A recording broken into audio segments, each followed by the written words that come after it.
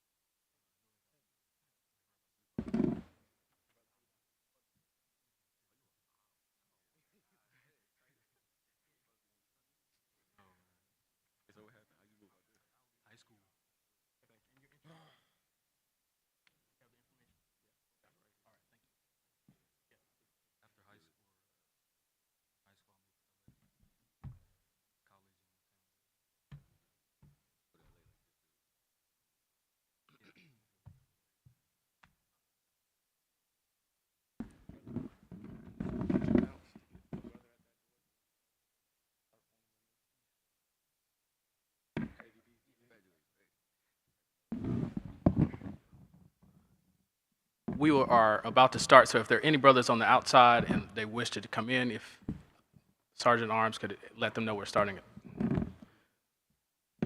Again, also, if you are a regional assistant vice president, please come to the front, to the dais, and we will get started in 30 seconds, brothers. Thank you.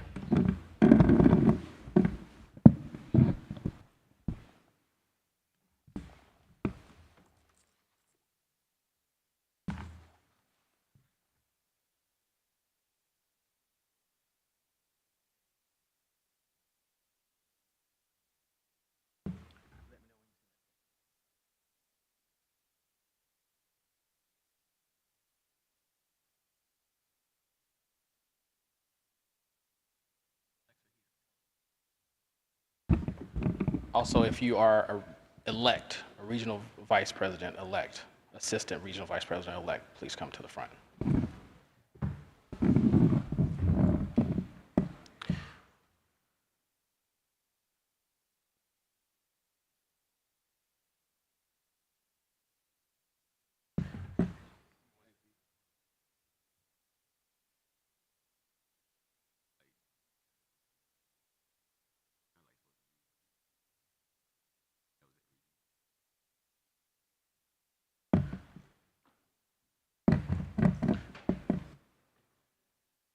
Ready, brother? Brothers, good morning, and thanks for your patience. I am Brother R. Sylvester Owens, and it is my honor to serve as the General Chairman for the Belford v. Lawson Oratorical Contest. We are excited that each of you took it opportunity to be with us today. And again, we extend our thanks to General President Lanza for this opportunity. This year, as you see, the Oratorical Contest has been separated from the luncheon. By doing so, it allows the orators to not have to compete with the complexities of a meal function. And this is a format that allows us to center our attention and our thoughts to our brothers and their orations. And I too appreciate this change. Each of our orators today will be representing their respective regions. During their regional conventions, a college brother was named the winner and now represents his region in today's competition. This year's oratorical theme, in unprecedented times like these, where many societal gains seem to be disappearing, what is the role of Alpha Phi Alpha Fraternity Incorporated as America and the world face uncertainty? I'm looking forward to hearing each of our speakers, and I hope that you all are too. As we prepare for our contest this morning, Brother Donovan McLean, the Southern Regional Assistant Vice President, will come and share a few thoughts on Brother Belford v. Lawson. Brother McLean.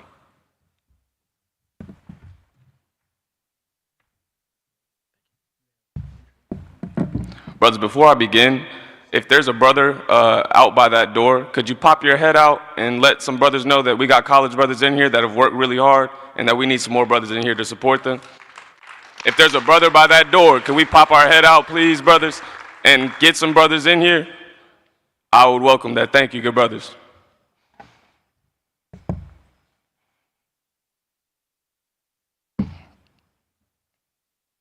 Thank you, Brother Owens. The Belford v. Lawson Oratorical Contest was named in honor of our 16th General President, Brother Belford Vance Lawson, Jr., who served between 1946 and 1951.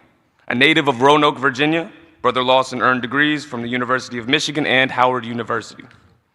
While attending the University of Michigan, Brother Lawson was initiated through the Epsilon chapter and was the school's second African-American varsity football player. As an undergraduate student, he was also a member of the university's varsity debate team, winning several oratorical contests. I might say that's a little foreshadowing of why this contest is named after him. Professionally, Brother Lawson had successful careers as an attorney and a university professor. He was also actively engaged in civil rights activism. Throughout his lifetime, Brother Lawson achieved a number of firsts. He was the first African American to successfully argue a case at the Supreme Court level. He was the first African American to serve as the president of the National Council of the YMCA. And in 1956, he became the first African American to address the Democratic National Convention. Brother Lawson entered the Omega chapter in 1985, and in 1993, during the 79th General Convention, as a tribute to Brother Lawson's outstanding oratorical skills, the Belford v. Lawson Award was created, which enabled the fraternity to offer recognition to a college brother for winning an oratorical competition. Today, we honor the life of Brother Belford v. Lawson, Jr. through this annual oratorical contest. To each of our college orators this afternoon, the best of luck. Thank you.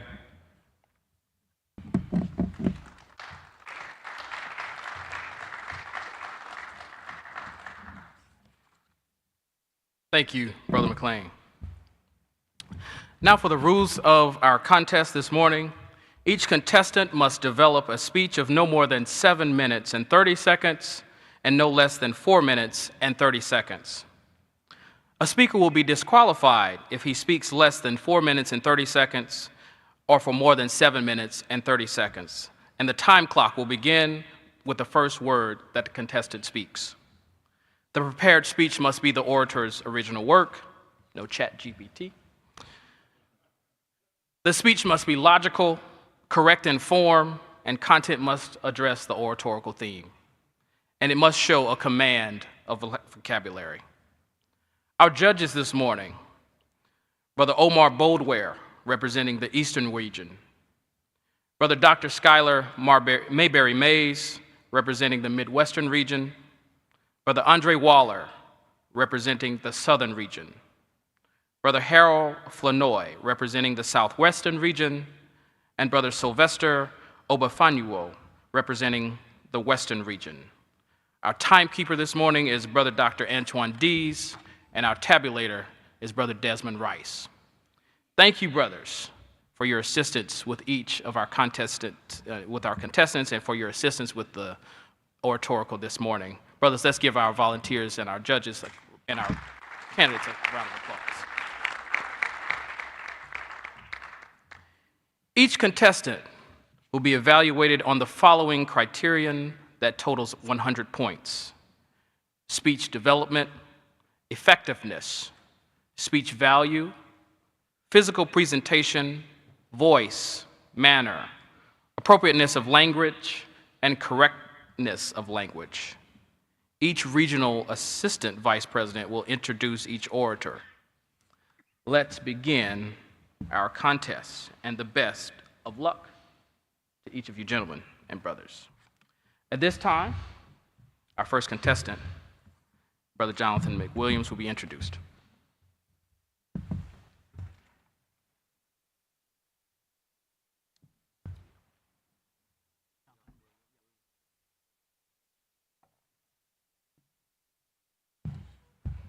Thank you, Brother Owens.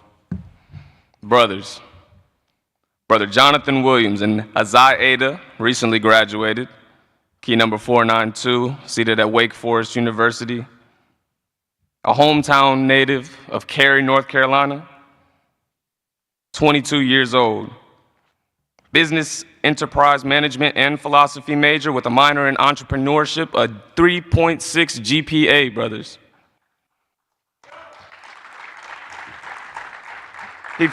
He plans to do in the future, working on continuing to build his startup, Red Brick Entertainment. Next year, he will be going to Chicago to join Accenture as a strategy consultant. Some notable accomplishments: he's got an internship in 2022 with Accenture, founded Red Brick Entertainment, 2023 Alphapreneur Pitch Competition finalist, 2022 E-Fest finalist, the largest undergraduate pitch competition in the country. Got some special interests in biking, going to the movies, playing poker. Topics of interest: fintech and venture capital.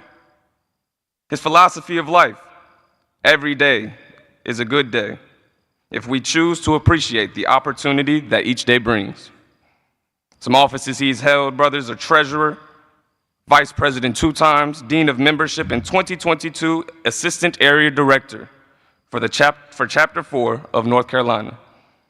Brothers, this brother's gonna do big things, so please stand, rise, and receive Brother Jonathan Williams.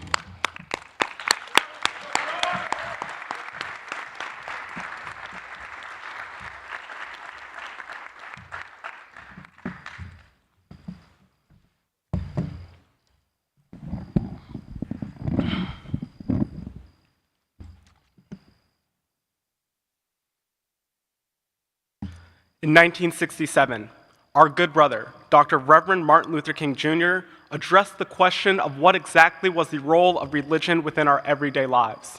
And what he left his congregation with was that it wasn't enough to simply answer the call, but you had to be prepared to serve at midnight. Brothers, that's a powerful sentiment, serving at midnight. And I hate to be the one to tell you this, but in the 56 years since Brother King spoke in this context, and we are still in midnight. You turn on the TV today and you see cases of black boys and black girls being killed on a nightly basis. You see the state of Florida ban civil rights education, and we see the erosion of Roe v. Wade. Brothers, it's midnight.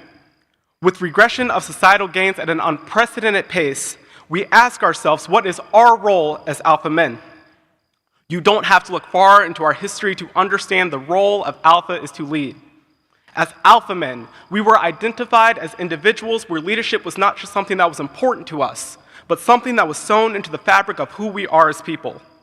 It's time to answer the call. Where there is downtrodden, there should be alpha. We must set an example nationally, regionally, locally, and individually, because our greatest contribution has always been the leaders that we develop. More importantly, we need those who are worthy to lead. I can't tell you how saddened I was to learn that 3 of the officers responsible for the death of Tyree Nichols belonged to members of another Divine Nine organization, an organization with similar principles to our own. Brothers, it's midnight. This is not a condemnation of that organization, but those officers are just one example of a failure in leadership. I think so often in today's society, we like to reward the perception of leadership. We care too much about branding and too little for accountability. We have too many politicians who will say A and do B, too many pastors who care more about private jets than saying anything that might upset. But let's be clear, leadership without proper moral development and maturity is a fraud. As a fraternity, we must be cognizant that we do not fall into these same pitfalls. We must ensure that the brand never becomes bigger than the mission. And before we automatically assume that we are above such issues, we should acknowledge our own shortcomings. As a fraternity, we say that we respect womanhood. But if we're being quite honest, we probably need to do a better job standing with the women that we call sister. We need to do a better job of showing up. We probably need to do a better job of watching our words. I was talking with my sister a few weeks ago, and she said something that stuck out to me. She said that being a black woman was the expectation of being strong. Brothers, we need to do a better job of listening, of creating spaces. We live in a world where 22% of black women will be raped at one point in their lifetime. We live in a country where it is more common for a woman to die from domestic abuse than pregnancy. I think it's kind of funny, at the start of every meeting, we always ask ourselves, is the house secure? So let me ask you, is your house secure? Last November, I got a call from my mom. She told me that my grandmother had fallen ill. I dropped everything and I ran home, but when I got there, visiting hours for the rehab facility had already closed, so I went to bed fully expecting to see her the next morning. To my surprise, my dad woke me up in the middle of the night and told me that she had moved on. I rode with my parents to the facility and I'm silent. I sat in the chair and I looked out on her and I'm silent. My dad keeps checking in on me and I'm silent, but in my head I'm screaming. Because at that moment I felt like an absolute failure. I kept saying, I'm here, I tried to make it, I'm here. See, my grandmother lived her entire life in poverty. She was one of the types that never had much to give, but always gave what she could. It's that woman who I believe taught me the things is what's most important in life. And she's gone. It's that moment I made a promise to myself to be a better son, to be a better friend, to be a better Christian, because while I may not have made it there for her final moments, I would dedicate my life to being there for her heavenly ones. The reason I share this story is because the same women that have the power to encourage us, support us, and fundamentally change us are the same women that we allow to be degraded, underpaid, and underheard. And it's enough. I didn't come here today to call out my beloved fraternity, but to reinvigorate a spirit of growth. You know, so often we converse about how we can make systematic change. Alpha, we have ingrained political engagement into our initiation process. Why have we not done the same for recognizing, understanding, and preventing violence against women? Chapters, why have we not gone to our beloved sororities, not with commands, initiatives, or directives, but with open hands and open hearts, and simply ask, what can we do and where can we learn? Brothers, what tough conversations have we really had about the type of character in which we choose to bring into our organization? They ask me what is the role of Alpha in today's political climate, and I say our role is to double down, to continue to build some of the most morally righteous and influential leaders, not just of today, but for tomorrow. But this doesn't happen on its own. Brothers, it's midnight. Will we continue to be the light? True leadership requires an honest assessment and perpetual growth. I need every brother in this room to ask themselves, who am I and what do I really stand for? Who could I be and how can I get there? Because we can do more. I think one of the hardest things a person can do is look in the mirror and potentially not like what they see. So the question becomes, are we ready? Because evil does not thrive in a vacuum. Evil thrives amongst ignorance and complacency. First of all, servants of all, we shall transcend all. Alpha Phi Alpha Fraternity Incorporated is a monument of history, leadership, and brotherhood. And it is not the appearance of monuments which make it special, nor is it the words which make our fraternity great. Rather, it is the relentless effort and sacrifice that goes into preserving a memory, an ideal, a standard. We must have those who are willing, able, and most importantly, deserving to transcend all. Thank you.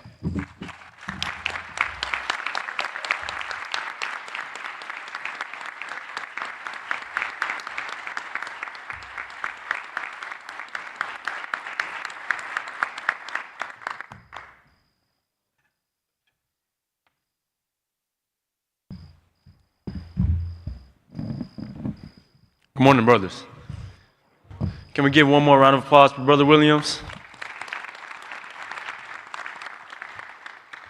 Brothers, my name is Brandon Wynn, the Southwestern Regional Assistant Vice President-elect for this region, and I have the honor of introducing Brother Tyler Brock.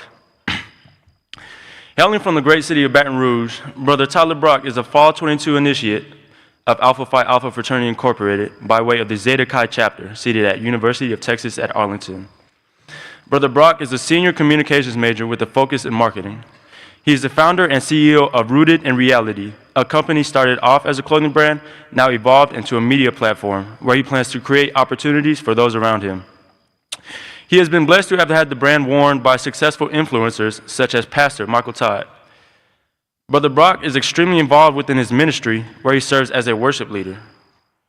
He prays that one day he will be able to travel around the globe and spread the message of God through musical sound and instrumental influence. He plans to release his worship album late this year with intention that God would release such a sound that would heal hearts. After graduation, Brother Brock plans on becoming an internal marketing officer for UT Southwestern and also continue to scale his clothing brand towards a multi-million-dollar company. Everybody, please join me in welcoming my area brother, Brother Tyler Brock.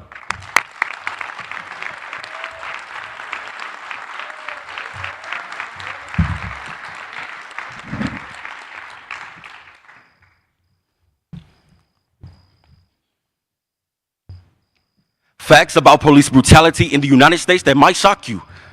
Now you're probably wondering, what does this have to do with Alpha Phi Alpha in unprecedented times such as these? Well, let's find out. You ready? Let's get started. More than 920 people were killed by police officers in the year 2017, so we see that they're trained to see in a certain way. What they think they know, they don't. They see us struggle, they see us die, and they do nothing. They say that they understand, they feel sorry, they see again and again and again and again, and they ignore. They talk like they know, but they don't. They never will. Stop. 911 is a joke. How to keep from going under. It's like a jungle outside. Sometimes I wonder how to keep from going under. We scream Black Lives Matter, but we still toting ladders. Watching our own brothers trying to get at us. Your dreams get shattered when a scene full of crackers and they charge you with some stuff you ain't do. You like what happened. We go get lawyers to say the things that we don't know how to talk. They taught us to hate each other before we learn how to walk. Mama taught you how to fight before she taught you how to write. And daddy locked down in the cell. Can't kiss you night. Monsters under the bed. Every night feel like a fright night. Coke fumes in the air. Mama holding on the pipe tight and you catching contact, but never mind that. In the world where black is wrong and right, it's like a combat haiku. What if bullets had a union to protect them from being fired? Because as a black man, I'm able to look back, terrified at the men ready to attack with sheer force and countless weapons everywhere. They killed like they had no heart. Every day I wake up, it's like my mind had gone through an instant replay. If only I could hit stop.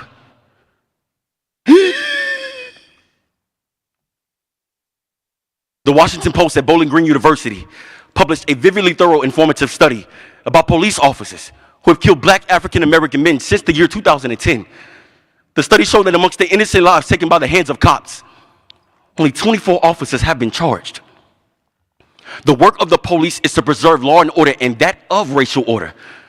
Hillary Clinton once spoke to a room full of white people asking them all the same question. If police officers and judges treated you the same as they do African Americans, how would you feel? In Oratorical, answering the question, what is the role of Alpha Phi Alpha in unprecedented times such as these? Let's find out. Take a ride with me. Destination, education block. Only 28% of black African American men ages 25 to 29 have held a bachelor's degree or higher, in which only 4% have held a master's. Next destination, upward mobility. Black men are 30% less likely to move up the income bracket than a white male. Next destination, criminal justice. My favorite. Black men are overrepresented within the prison population by a number of 5. That's 32% to 6. What does this mean? A black man is more likely to be frisked by police. A black man is more likely to be stopped by police. A black man is more likely to be arrested. A black man is more likely to be convicted, and the one I hate the most, a black man is more likely to be killed by law enforcement. Brothers, the revolution must be televised. It all began. Me and my brother, we were getting ready for bed, and all of a sudden we hear gunshots in the neighborhood. So my mother, she ran in, and she grabbed me and my brother, and we were going to run through the front, but she thought it was safer to go through the back, and once we ran out, we were met with screams everywhere. And what I saw next has been an image I've been trying to erase out of my head for decades. Our stories cannot be checked into boxes. They're in the bending and blending of backbone. We are deformed and reformed beings, a beautiful tragic mixture and a bunny of erased history. And I'm angry because they'll try to frame us for speaking the facts. I'm angry because the people that work the hardest to make the money get the least of it back. I'm angry because police on my back. I'm angry because they owed us 40 acres and a mule. And then they leased us for that. We were slaves who couldn't add, write, read, or subtract. But we were kings before that. Our women got taken from us, raped in front of us, and beaten them back. They knew if they grabbed the men would be easy to snatch. Fetty Wap wasn't the first to put our queens in a trap. Martin wanted to speak. Malcolm wanted to fight. Even they had two ways to attack. Truth be told, soon as the truth be told, the leader's flat. So no deal. You keep killing, we keep multiplying. No deal. No matter how hard you try to take the ground from beneath our feet, we're going to keep marching. No deal. The remote to mute our voices will never be found. No deal, no deal, no deal. You thought killing Dr. King was going to silence the dream? Newsflash, there's more of us. So how about this? Stop killing us. Deal. Let us speak. Deal. Let us breathe. Deal. Let us live. So what is the role of Alpha Phi Alpha in unprecedented times such as these? Brothers, we are the heart. We are the pulse of our communities. We cannot keep telling our black boys to go to high school and go to college if they can't even live to do it. I cannot be my brother's keeper if he isn't even here. There are judges in this room, politicians, attorneys, lawyers, teachers, counselors. Educate our black boys. Just because you don't see it being televised on TV does not mean it isn't happening. Brothers, we are the dream that Dr. King had. We're the freedom that was taken away from Nelson Mandela. Don't waste it. So I'm gonna stand up, take my people with me. Together we are going to a brand new home far across the river. I hear freedom calling me to answer. Gotta keep on keeping on. I can feel it in my bones. Thank you.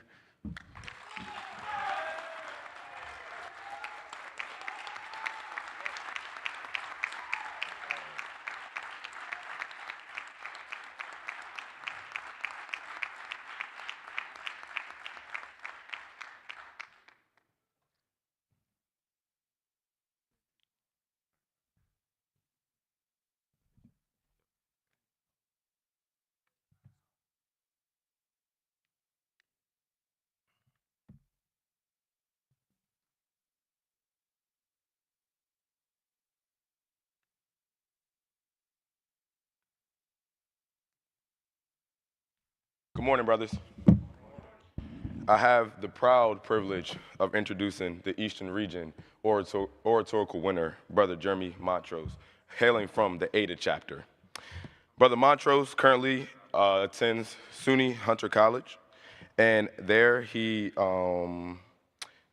is an Institute for Responsible Citizenship scholar.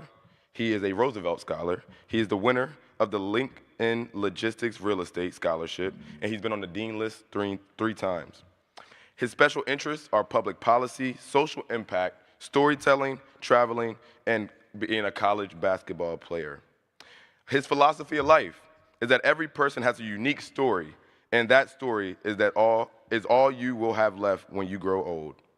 His future plans are to follow in graduation. He hopes to attend law school in hopes of working in law and government around issues such as gun violence and educational policy, as well as working in the private sector in the field of social impact. So again, it is my honor to introduce Brother Jeremy Montrose.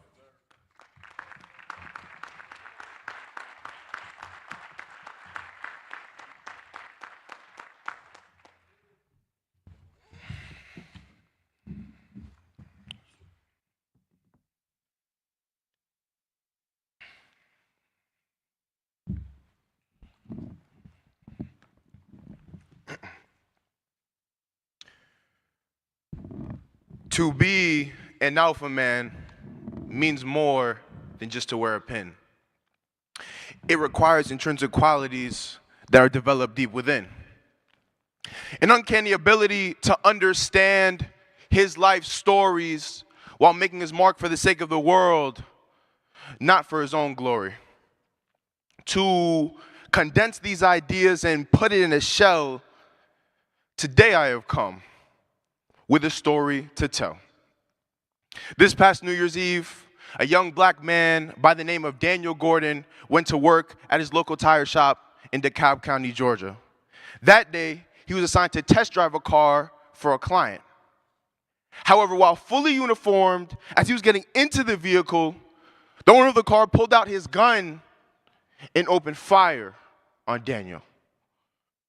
For some inexplicable reason, he believed that Daniel was attempting to steal his car. With multiple bullet wounds, Daniel would be rushed to the hospital and died later that day. Another young black man, 24 years old, a recent college graduate, loved and cherished throughout his community, with his life on the horizon, falling to America's unshakable plague of gun violence. This disastrous calamity laid mounts of grief upon his family, friends, and loved ones, including myself. You see, brothers, Daniel was my cousin. A situation that forced me into a period of reflection as I just joined our illustrious brotherhood as a Fall 22 initiate of Ada the Jewel chapter. Proud to be an alpha and sharing her praises one. But this loss made me ask, how much have I truly done? As we see societal gains disappearing, public safety, a right that should be non-negotiable, has become one of America's greatest controversies. So much so that we have entered a time where we can send our loved ones to school and work without a promise that they won't end up in body bags, never to return. And when I reflect, I don't just see myself. I see those who mourned at Robb Elementary. I see those who mourned at Sandy Hook. I see those mourning today in Allen, Texas. And the list just goes on and on and on. It has become crystal clear that we have reached a point where nowhere is safe. Last year, the CDC ranked gun violence as the leading cause of death among all American children. Not to mention that it has been a leading cause of death among all black children for well over 10 years. An injustice so politically protected that two black Democrats by the names of Justin Jones and Justin Pearson were expelled from their state legislature in Tennessee over their protests for gun control earlier this year. Two men who had the courage to advocate for the change that they deemed necessary. Brothers, make no mistake, for it is not the act or the achievement or the triumphs that take precedence in one's character. No, a place, an extremely unique place where you find the courage, where you find the initiative, where you find the grit, and most of all, where you find the will is where the treasure truly resides. The will to protect the ideas that mean the most to you as an alpha man. Between now and the next general convention, we have an opportunity to tip the scales of change towards justice and equality. In the upcoming presidential and congressional election, we must elect officials who will keep our stories in mind, who understand the importance of societal gains disappearing and the policies most essential to combat this. A situation not so foreign to 1936, at the inception of a voteless people is a hopeless people. Or in 1965, when brothers Adam Clay Powell and Reverend Dr. Martin Luther King Jr. pushed the Voting Rights Act across the finish line. It is more important now than ever to support our very own political champions.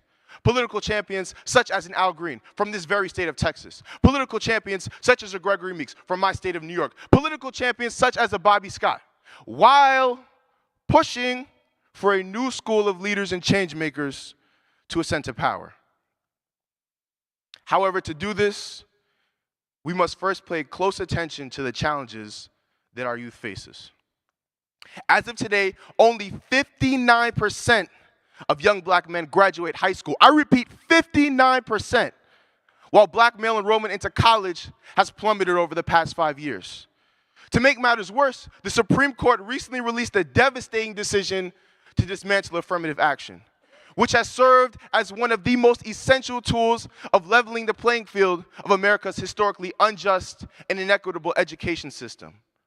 Issues that we cannot afford to ignore for the sake of the next generation, as well as the survival of our very own organization. As a fraternity founded on the principles of academic excellence and intellectual audacity, we must play a role in crafting a promising vision for these young men. A vision rooted in belief and imagination.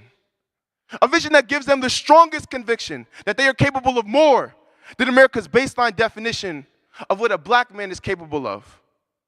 Through mentorship programs, youth empowerment, and community reform, we must bridge the gap of belief for our youth, because black boys deserve to dream too.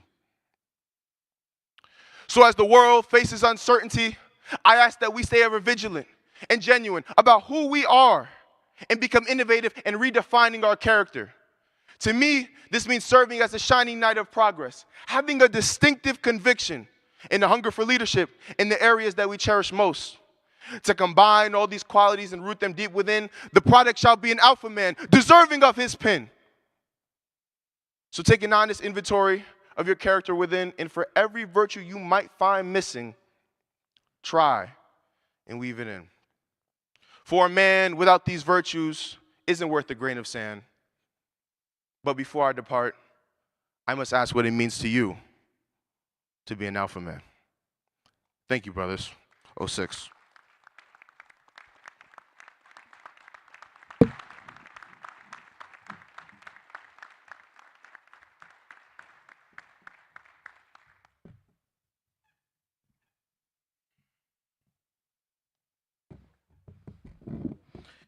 Greetings, brothers.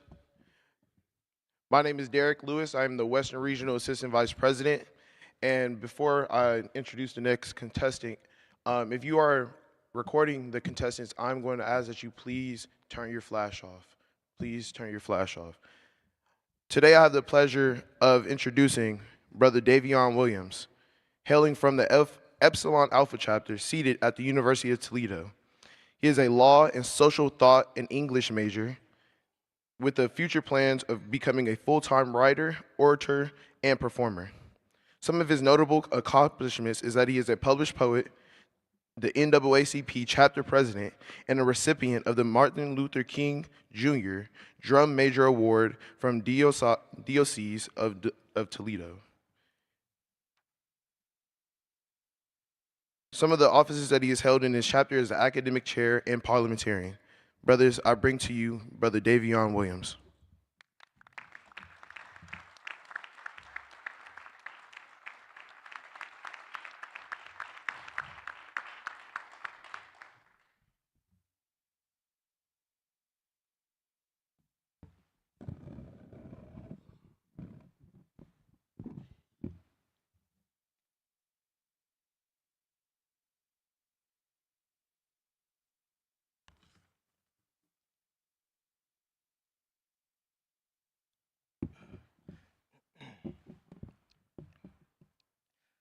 The Sankofa bird is a West African symbol for the Ashanti people in Ghana, West Africa. The image of the symbol is always drawn to show the bird with an egg in its mouth, with its neck twisted as if to drop the egg on its own hind. When translated in English, the symbolic meaning utters, "Remember your history, remember your roots. There is no shame in looking back." If one is to look back over the course of human history, what they'll quickly observe is the way in which domination and genocide have been inflicted upon groups of people based on principles asserted by social constructions. What one will also recognize is that there have always been incentives to support oppression, to walk willfully ignorant. Investments made into the Royal African Company and Spanish Asiento between the 17th and 19th centuries allowed Spanish and European powers to build their empires via the colonizing of Africans and consequently Africa. Leading into the 20th century, what is being studied by the Third Reich is the United States' employment of white supremacy through political and economic acts of coercion, tactics that would be adapted and duplicated in Nazi Germany for the sole purpose of exterminating Jewish folk. And with the 21st century being beset by the rescinding of rights, what is ultimately being experienced by those who are not part of the dominant group in society is a rough reminder that the slaughtering of a people with its land and culture included in the plunder has never operated under a piecemeal apparatus. Thus, When noting back and noting the perpetual cycle of deprivation faced by specific communities, the Alpha Phi Alpha Fraternity Incorporated needs to consider its own role in the culture of domination, how it scrutinizes it, and how it aids it. After my uncle passed away a couple of years ago, his 5 children had to split what he had to his name, and what he had was a little over $300. It's a legacy of paucity that has not only overdetermined the trajectory of many of my family members' lives, but it's a legacy that is neither isolated nor accidental. Sarah Benson, author of the book The Prison of Democracy, observes what was known as the Black Law in Kansas during the 1800s. She states, quote, "The Black Law built slave ownership into the very fabric of civic participation. Making support for slavery a requirement for participation and governance, the law required Kansas jurors to openly admit the right to hold slaves in this territory as a condition of service. White citizens could vote and practice law only if they had never been convicted of violating the federal fugitive slave laws and if they swore an oath or affirmation to pursue fugitive slaves in the territory," end quote. The Alpha Phi Alpha Fraternity Incorporated was founded and exists in a country that mandated white people to oppress black folk if they wanted to exercise their rights as a citizen of the U.S. White superiority was not only the dominant paradigm, but it was the impetus for this country's functioning. Where does Alpha's legacy lie in the face of domination? Brothers Reverend Dr. Martin Luther King Jr. and Adam Clayton Powell Jr. operated in unique roles in regards to the public's perception of Bayard Rustin, a black gay activist. Through introductions and reputations, Bayard Rustin became a colleague of Dr. King.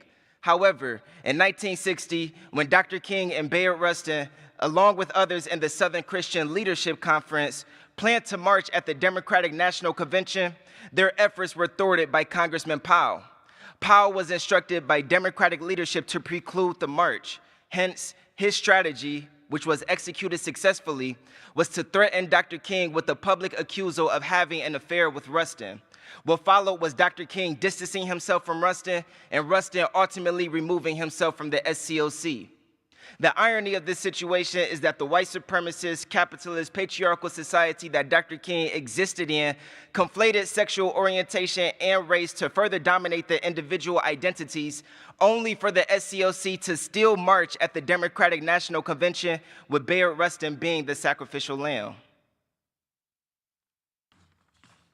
Now, brothers, what I want to say is this. If intersectional identities can bring harm to oneself, then they can surely be a source of unifying powers for when the identities stand by themselves. In her collection of essays entitled Killing Rage, Ending Racism, Bell Hooks asserts, quote, "What those of us who have not died now know that generations before us did not grasp was that beloved community is formed not by the eradication of difference, but by its affirmation. By each of us claiming the identities and cultural legacies that shape who we are and how we live in the world," end quote. If one of the aims of the Alpha Phi Alpha Fraternity Incorporated is to exude love for all mankind, then it needs to expand its horizons of mankind to exhibit a more inclusive love. Brothers who are part of the LGBTQ+ community were there when Thomas Jefferson mortgaged 150 of his enslaved workers to build Monticello, with a Dutch company providing the financial backing. They were there 289 miles from here in Galveston when Gordon Granger relayed the message of General Order No. 3, all slaves are free. And they are here, experiencing the Supreme Court's unwavering persistence to dismantle rights protecting marginalized demographics from discrimination. If Alpha Phi Alpha is to deliver on its objective to uplift downtrodden communities, then it needs to be an ambassador for all who are subject to cruelty's glare. Knowing historically that many of the global tragedies marked by death, famine, and enslavement have developed through disputes over territory, this organization has an opportunity to identify conflict-resolving strategies that involve the simple act of acknowledging someone's humanity, acknowledging that the United States' military use of the term Indian country when referring to enemy territory is nothing but an inculcation of racism and prejudicial tendencies through osmosis, and acknowledging that we all possess the capacity to be the exact same person the world despises on a given day. If the Alpha Phi Alpha Fraternity Incorporated has the courage to exist in a world filled with depraved egos, then let it have the audacity and commitment to put goodwill on the hearts of all mankind. For the sweetness of beloved community can only exist if all are cherished. Thank you.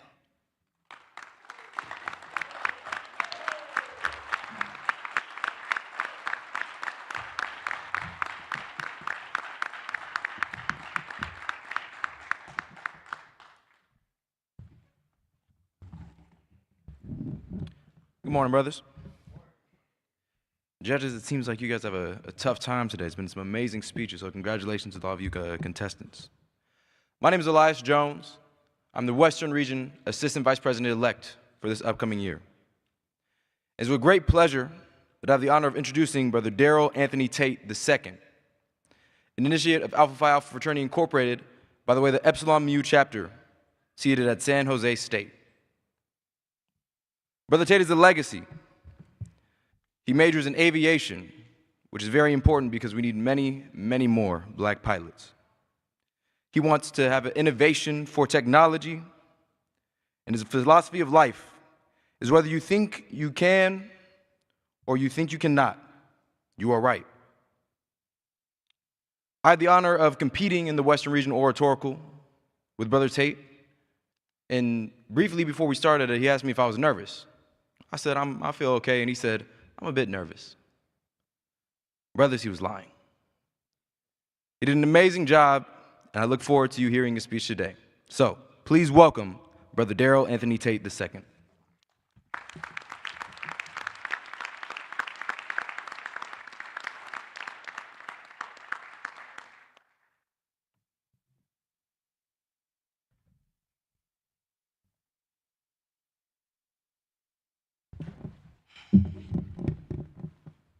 Greetings.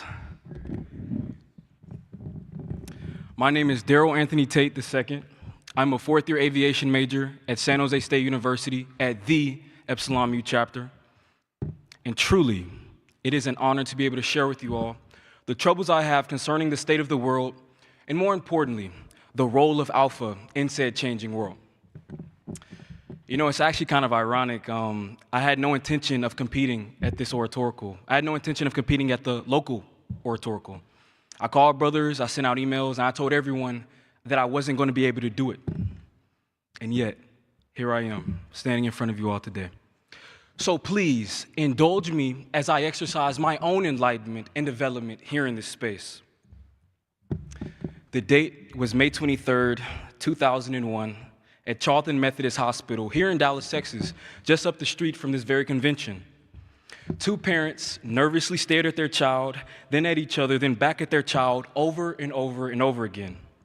The doctor comes into the room, and they jokingly ask the doctor, "Doctor, is there any way we can put him back in yet? He doesn't seem ready. He's a tad bit undercooked."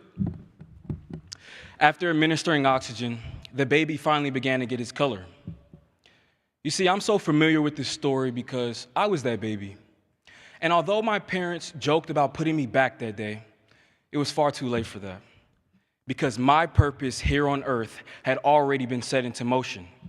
You see, I believe that before the manifestation of every human being on earth, there is a preordained objective or purpose that is meant to be carried out. I like to believe that part of my purpose is to be in front of you all today. And although it didn't resonate with me at the time, I now realize that you don't search for your purpose. You just eventually stop running from it, because there are some things that are bigger than us. In times like these, where we have seen an increase in political strife, police oppression, and a lack of effective education within our schools, I can understand how many may have a hopeless outlook on the future of America.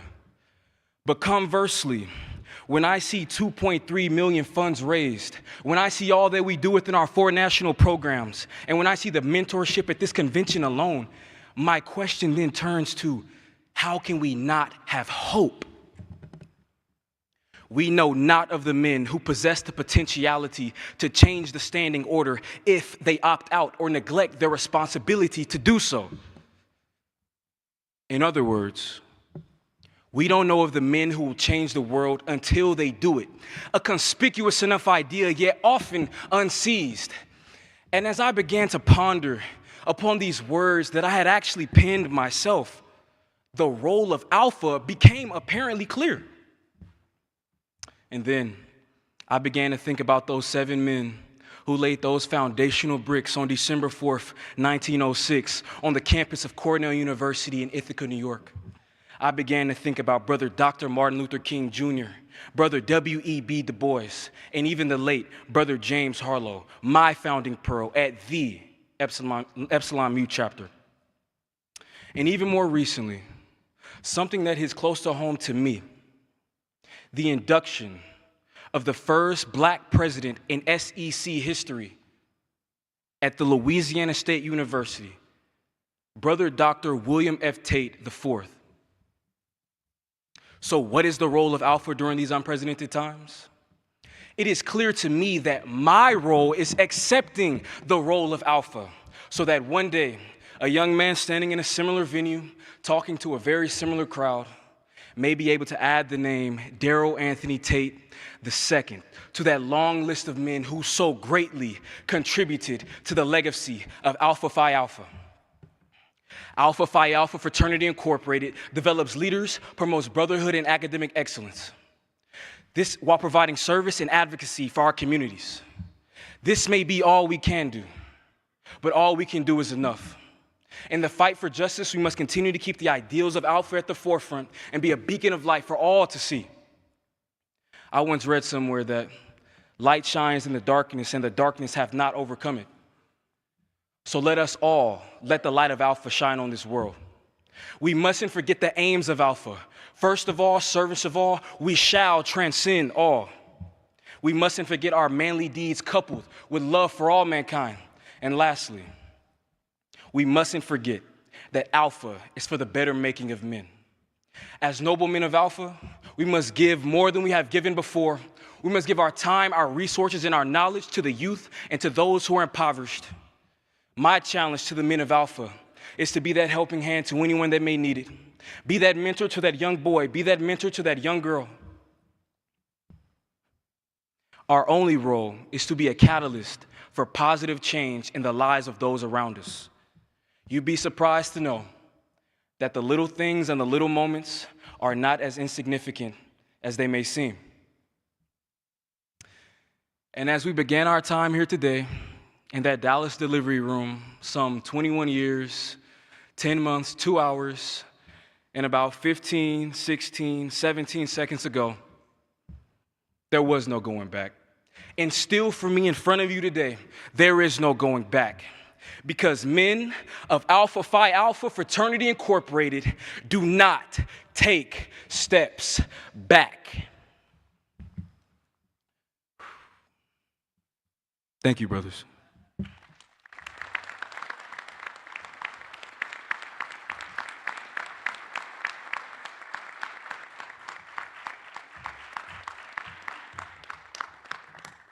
Brothers, wow, thank you so much for being here. Let's stand and give our future brothers, the future of Alpha Phi Alpha, a rousing applause.